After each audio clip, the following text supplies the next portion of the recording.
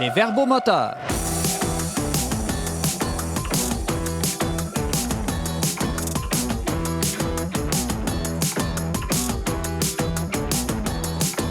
Bonjour et bienvenue à votre émission qui décode l'actualité de la semaine. Ici votre animateur Simon Lessard en compagnie de trois chroniqueurs du magazine Le Verbe. Aujourd'hui, Laurence Godin-Tremblay, bonjour. Salut Simon. Re-bienvenue à l'émission après une pause de quelques semaines. Oui, j'ai été occupée à accoucher. Bon. Ça a été long. Un long accouchement. Ariane Blais-Lacombe aussi, bienvenue. Allô Simon. Et Jean-Christophe Jasmin. Salut. Bienvenue à vous trois. Aujourd'hui, durant la prochaine demi-heure, nous discuterons ensemble de l'accès de plus en plus problématique aux films québécois sur Internet. Pourquoi l'accès aux films québécois est essentiel. Nous reviendrons aussi sur les prêts hypothécaires islamiques qui suscitent des réactions contraires au Canada et au Québec. L'argent a-t-il une odeur différente selon les religions? Mais tout d'abord, on commence cette émission avec le grand retour de Laurence Godin-Tremblay, qui n'a pas peur des discours enflammés de nos politiciens.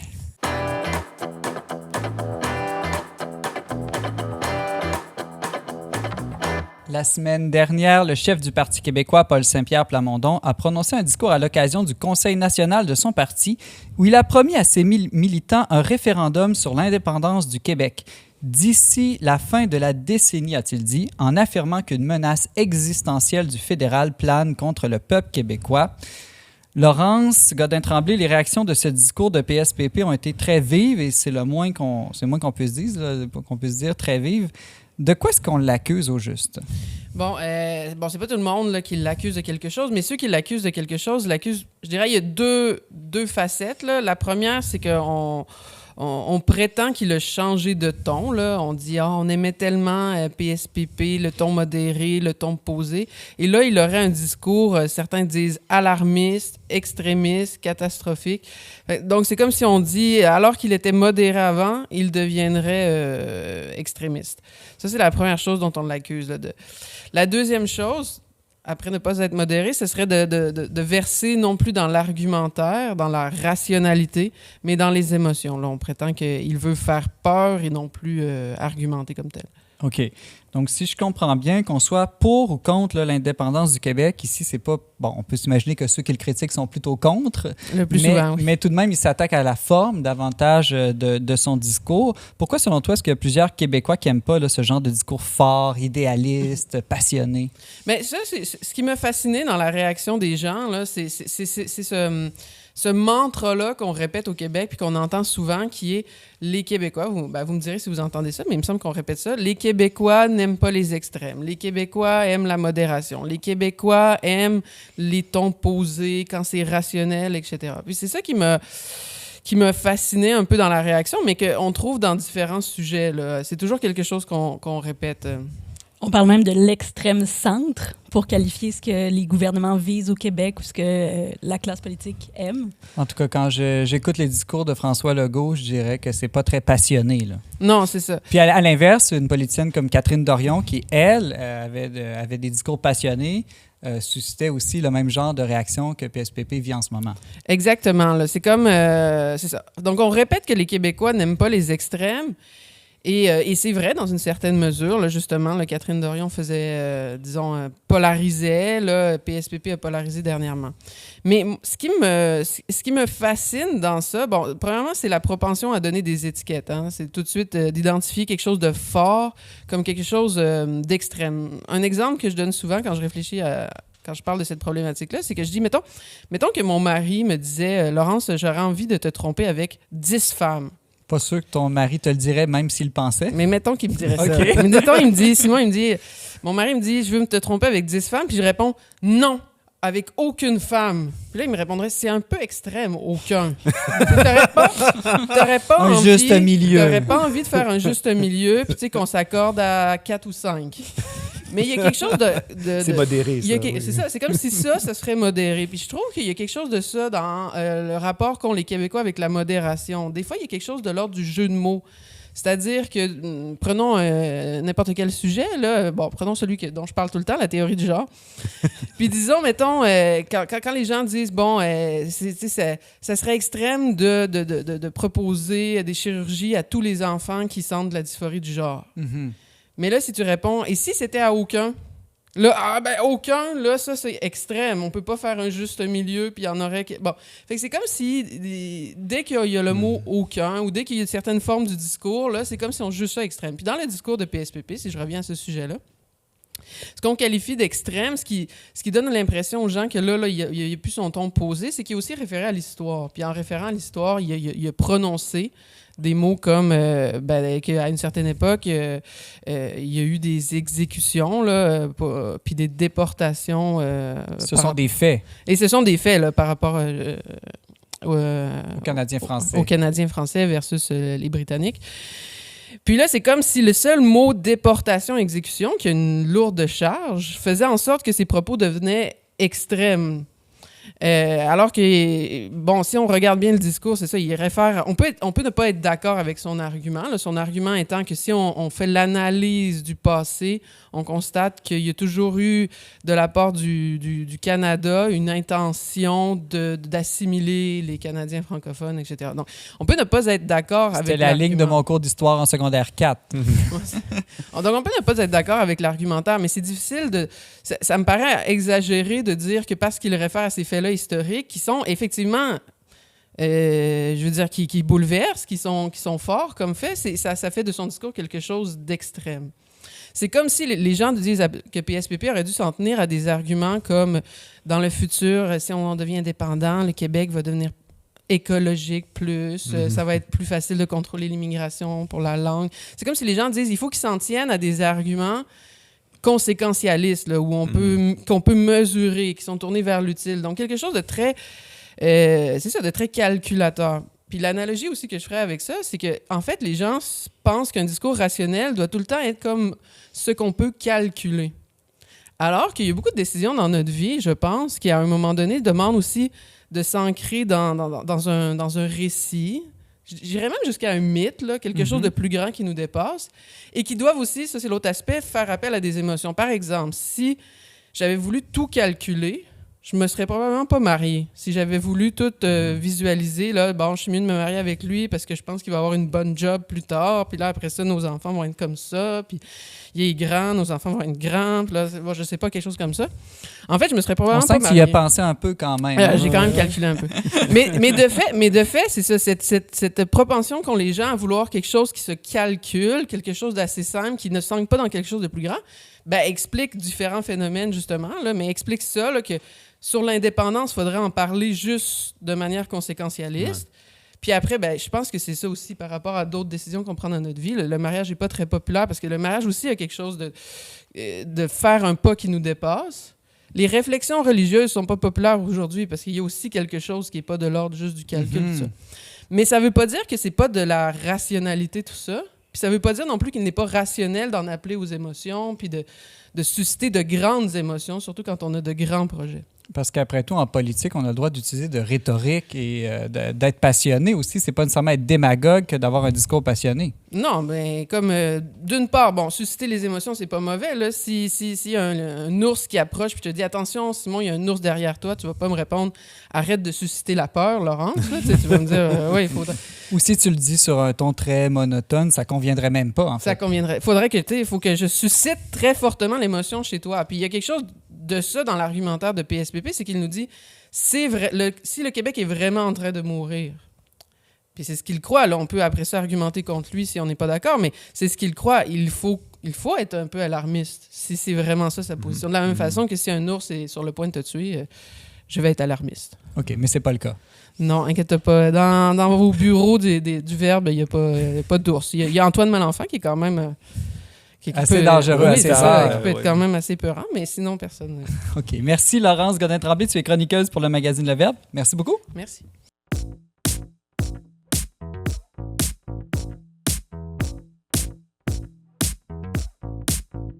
Le gouvernement de François Legault, lui, ne souhaite pas qu'un tel mécanisme bancaire s'applique au Québec.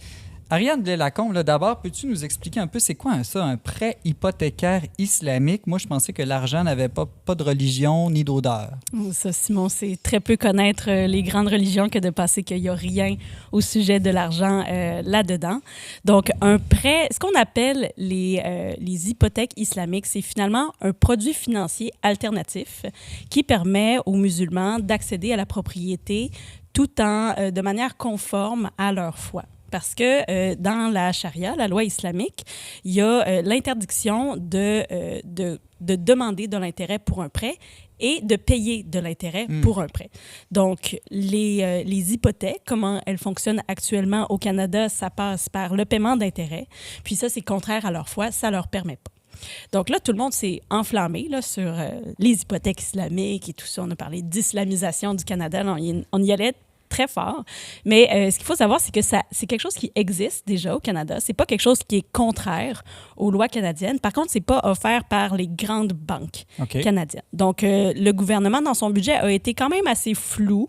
Il n'a pas vraiment dit comment il voulait articuler ça, mais il disait que c'était quelque chose à étudier pour faciliter l'accès à la propriété des Canadiens et donc, le cas échéant, des Canadiens d'origine musulmane. Mais comment ils font, là, les musulmans qui veulent pas payer d'intérêt? Est-ce qu'ils ont le droit à des avantages fiscaux que nous, on n'a pas le droit? C'est ça. C'est sûr, quand tu lis hypothèque sans intérêt, tu te dis, ben là, c'est quoi? Est-ce qu'ils vont se faire prêter de l'argent gratuitement? Ça donne le goût de se convertir. Surtout avec le prix des maisons. Là. Non, c'est ça. Donc, il faut savoir que c'est pas une question... c'est pas sans frais, donc évidemment. Puis, en fait, généralement, ça va même coûter plus cher que les intérêts tels qu'ils sont ça va être présentement. des frais administratifs plutôt que des intérêts, par exemple. Exactement. Donc, au final, c'est quand même un petit peu une entourloupette pour pas payer d'intérêt. Donc, ça peut être soit compensé avec toutes sortes de frais qui vont être chargés ou encore la banque va acheter la maison avec les acheteurs. Puis, eux, ils vont tranquillement racheter des parts de la maison à la banque jusqu'à temps qu'ils soient entièrement propriétaires. Donc, ça, c'est des fonctionnements qui ne sont pas contraires aux lois.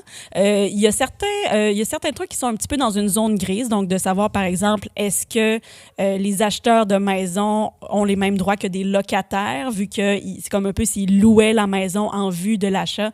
Donc, c'est sûr qu'il y aurait des éléments là, à clarifier, mais en soi, c'est déjà quelque chose qui se fait. Ça se fait par des petites banques musulmanes ou des coopératives.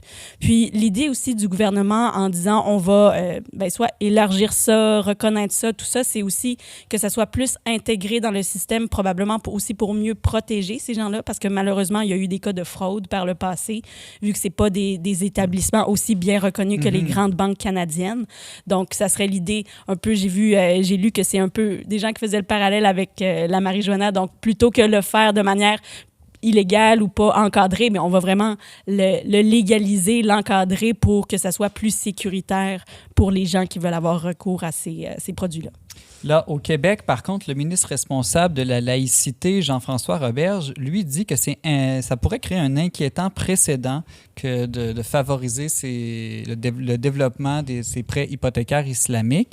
Quel est ton point de vue là-dessus? Est-ce que c'est dangereux ou inquiétant ou est-ce que c'est pas simplement, en tout cas, je t'écoute parler, ça semble plus être un accommodement religieux raisonnable? Bien, c'est ça. Moi, je me suis vraiment posé la question, tu sais, est-ce que c'est déraisonnable? Est-ce que ça me pose problème? Pourquoi? Puis, moi, j'en suis venue à la conclusion, du moins, de ce que j'en comprends pour l'instant, ça me semble pas si problématique que ça. Puis, la raison pour laquelle je pense ça, c'est que, contrairement à d'autres accommodements raisonnables qui visaient vraiment à se soustraire à la culture québécoise ou la culture canadienne d'accueil, quand on pense aux Français, quand on passe à l'égalité homme-femme ou à des choses beaucoup plus fondamentales pour la culture, le vivre ensemble, vraiment continuer de faire société, de faire communauté.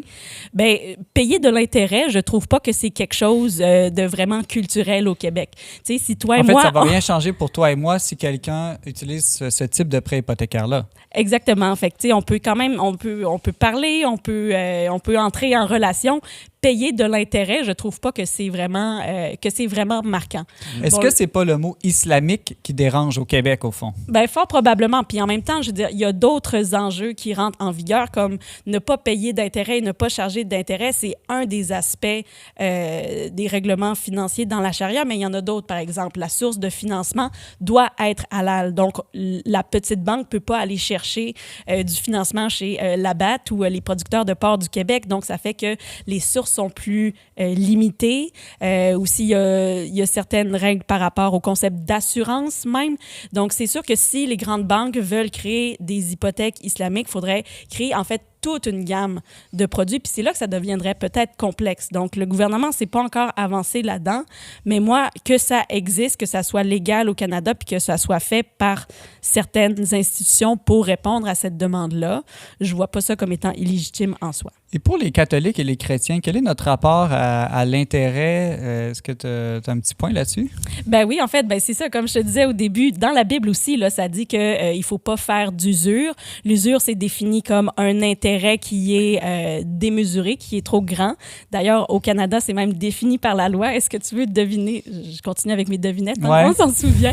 Deviner, c'est quoi le pourcentage? J'imagine que ça doit être très élevé, comme au-dessus de 20 % au moins. C'est 60 OK, c'est vraiment très, très, très élevé. Pour la loi au Canada, mais là, il y a des gens qui argumentent que si t'es à 45 % d'intérêt, c'est peut-être proche de l'usure parce que ça reste très élevé. Mais je trouve, en fait, il y a quelque chose aussi que je trouve que les musulmans sont un peu game, finalement, parce qu'il y a quelque chose dans leur loi contre certaines prescriptions financières. Puis nous, finalement, les catholiques, les chrétiens, on en a aussi, mais j'ai un peu l'impression que souvent, on en fait fi, ou du moins que c'est un petit peu tabou, tu sais, qu'on n'en parle pas souvent, puis qu'il y a beaucoup de choses qui sont pas tout à fait éthiques, là, dans pour dire le moins, là, dans le système financier, dans les produits qui sont accessibles à nous. Puis souvent, on va choisir de un petit peu...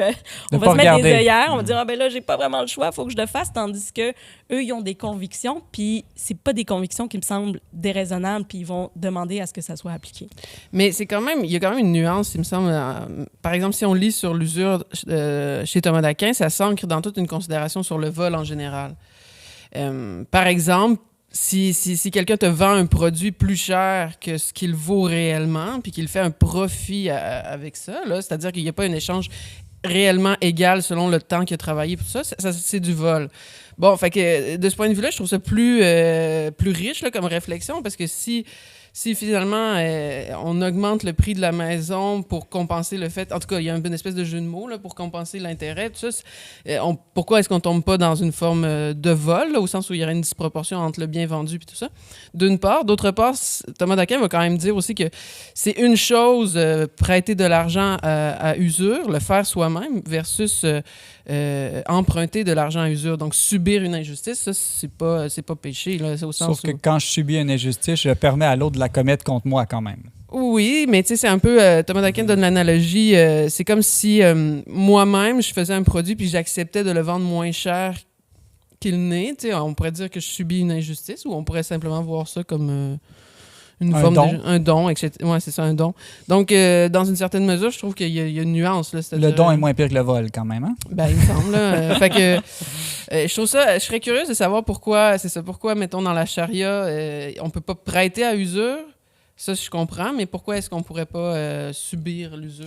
Bien, là-dessus, il semble avoir aussi une grande partie de musulmans qui acceptent de la subir, cette usure-là. Donc, cet enjeu-là, même à l'intérieur de la communauté musulmane, ne semble pas faire unanimité. Puis donc, ça va aussi renforcer l'idée que c'est une mesure, finalement, qui ne touche que les orthodoxes, les extrémistes. Alors, je pense que ça attise aussi le débat public sur cette question-là. C'était très intéressant. Ariane Blais-Lacombe, tu es chroniqueuse pour le magazine Le Verbe. Merci beaucoup. Merci, Simon.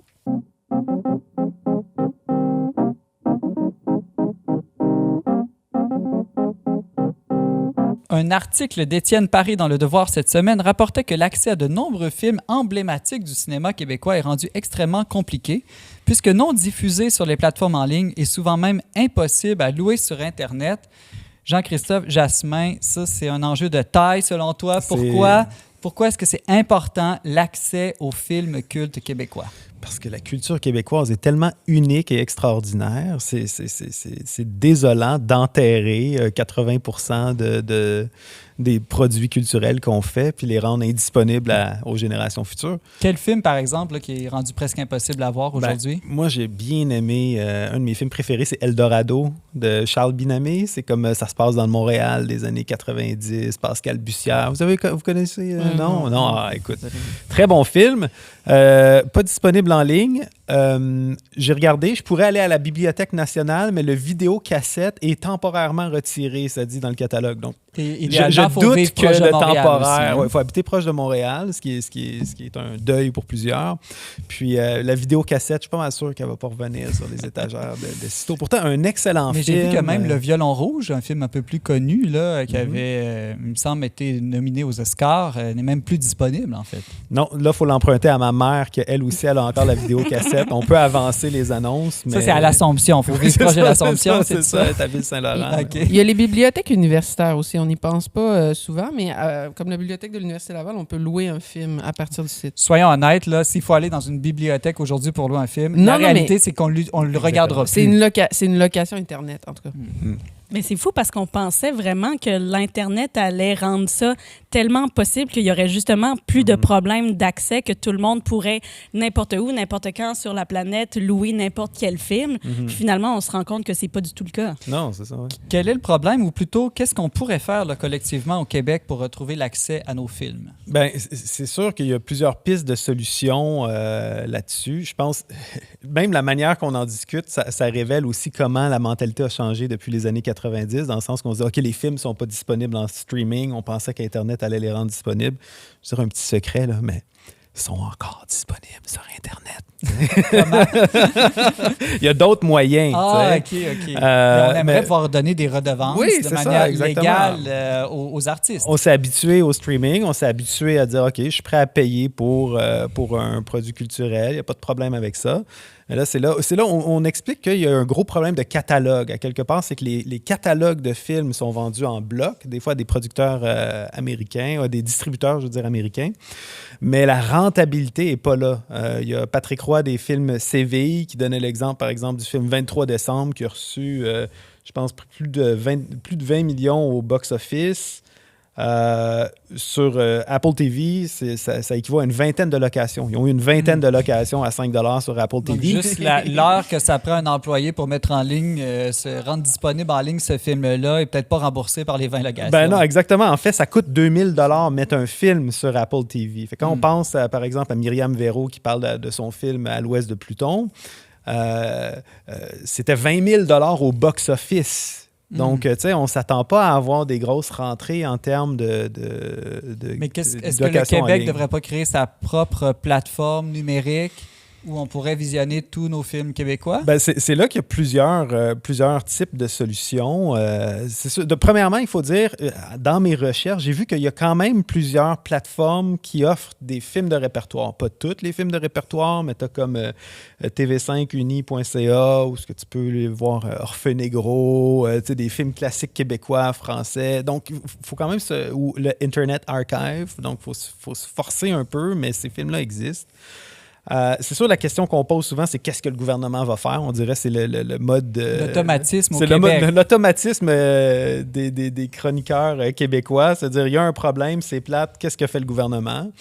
Ça pourrait être des coopératives, des associations, même une compagnie privée qui dit hey, il y a peut-être une niche ici à aller chercher. Oui, ou du sociofinancement, de dire adopter un film, je rachète le film à un catalogue, puis je le publie moi-même, ou juste le publier soi-même sur Internet. Si pour la compagnie, c'est pas rentable de le mettre sur des plateformes de streaming, peut-être c'est pas rentable non plus d'empêcher le piratage du film. De toute façon, les participants du film ont déjà été payés, puis il y a une loi qui est profondément injuste, ben, il y a peut-être une raison morale de ne pas la respecter. Laurent, je te voyais réagir. Ah non. C'est parce que je pensais qu'à Olivier Primo qui a acheté de l'eau au Québec, puis je me disais il pourrait acheter les films, puis nous me faire ça, mais c'était une blague, là. Mais sinon, on pourrait faire ça, de dire ton film préféré, tu dis, ben moi, je vais payer le 2000 $, puis c'est mon cadeau au peuple québécois. Pourquoi pas? Ariane, pourquoi pas? Ben, pourquoi pas? Mais aussi, quand tu as sous-entendu qu'ils sont encore disponibles sur Internet d'une manière peut-être plus ou moins légale, mais bon, est-ce que c'est moral? Ben, je veux dire, la question se pose aussi. Moi, avec mon mari, récemment, on a pris la décision d'arrêter de télécharger des films illégalement parce qu'on a comme eu une prise de conscience. Mais au fond, est-ce que... le partager, c'est pas un peu la version numérique moderne de prêter un film à ton ami. Du temps où on les avait physiques, c'était facile. Surtout quand c'est impossible de le louer. C'est ça. Tout l'écouter, mais là, maintenant, vu qu'on est toutes en ligne, ben, la question se pose. Moi, c'est par rapport au streaming, j'ai jamais réussi. Là, fait que, en tout cas, moi, je me sens dans la minorité, puis il y a beaucoup de personnes âgées, peut-être, à la maison qui sont comme moi. Mais il y a aussi toutes les personnes qui réussissent pas puis qui comprennent pas comment vous avez fait. Là, donc, même au-delà de la question morale, j'ai beaucoup essayé, puis j'ai jamais... D'aller sur YouTube ou Apple TV. Non, je comprends juste pas comment... Ah, mais le streaming, c'est pas ce qui est... C'est là qu'on paye Laurence pas. veut dire que les formes moins légales, elle connaît moins ça. Ah, OK. Parce que, ouais, c'est ça. Le streaming, c'est comme Netflix. Là, tu payes un abonnement mensuel. Je pensais que vous parliez des... Non. L'aspect moral. Ça, c'est le téléchargement illégal. Moi personnellement, non plus, j'écoute pas des films que je pourrais payer et louer, mais je me dis, OK, s'il y a des films de répertoire qui sont pas accessibles, puis que, je veux dire, il n'y a plus personne qui fait d'argent là-dessus, je me sens moins mal de le télécharger. Le problème, en fait, c'est la loi sur le droit d'auteur. On a déjà une loi sur le droit d'auteur. Normalement, une œuvre après la mort ou après un certain temps appartient au domaine public. Il y a comme... Dans la conception du domaine public, il y a cette idée-là qu'il y a des œuvres qui appartiennent à tout le monde parce qu'elles sont importantes. Mais là, en ce moment, le Canada vient d'étendre de 20 ans la période. Donc, c'est une réforme de la loi sur le droit d'auteur, je pense, qui devrait être priorisée pour ces questions-là. Jean-Christophe Jasmin, membre du conseil éditorial du magazine Le Verbe. Merci beaucoup. Merci.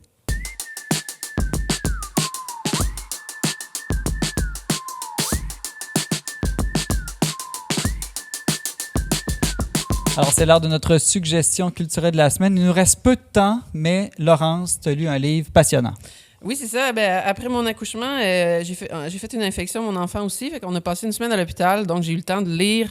Et j'ai lu Encore un enfant, bon, c'était de circonstance, de Fabrice Adjad, qui m'a consolé de mon accouchement. Parce que dans ce livre-là, dans le fond, c'est une réflexion sur pourquoi faire des enfants. Pourquoi faire des enfants alors que il y a des échos anxieux qui nous disent que la planète se meurt, ou pourquoi faire des enfants alors que les conditions seraient pas bonnes, ou etc. Donc, lui, il aborde le sujet. Vraiment, c'est passionnant. Là. Moi, j'ai beaucoup appris, surtout les références bibliques qui permettent de comprendre certains aspects, mais aussi, il est très drôle. Là. J'ai beaucoup ri à l'hôpital quand j'ai lu ça. Puis, vraiment un bon livre que je recommande chaleureusement. Encore un enfant, Fabrice Adjadj, qui est d'ailleurs aussi chroniqueur pour le magazine Le Verbe. C'est aux éditions MAM, publié en 2022. Merci, Laurence. En musique, on se laisse cette semaine sur le nouveau simple Kaya du chanteur et multi-instrumentiste canadien Geoffroy Sauvé. C'est tiré de son futur album Good Boy, à paraître le 14 juin prochain. Pour écouter, commenter et partager cette émission, rendez-vous sur les pages YouTube et Facebook du Verbe Média. D'ailleurs, ce qui nous aide le plus, ce n'est pas tant de liker, de partager, mais c'est si personnellement vous envoyez une émission que vous avez aimée, un épisode que vous avez aimé à quelqu'un. C'est toujours la meilleure pub, au fond, le bouche à oreille. Voilà, merci à Barthélémy Rieu, Marianne Martin et Marie Laliberté à la technique. C'était Simon Lessard à l'animation. On se donne rendez-vous la semaine prochaine pour un autre épisode des Verbomoteurs. Come as you are, don't change. Come as you are. Come as you are, don't change.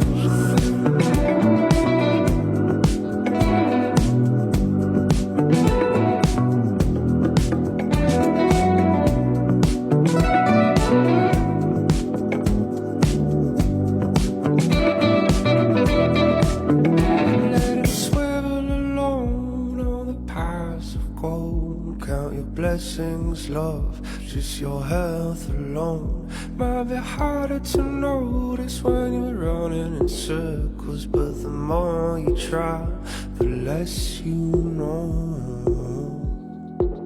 Nothing to lose, face it, go and lose.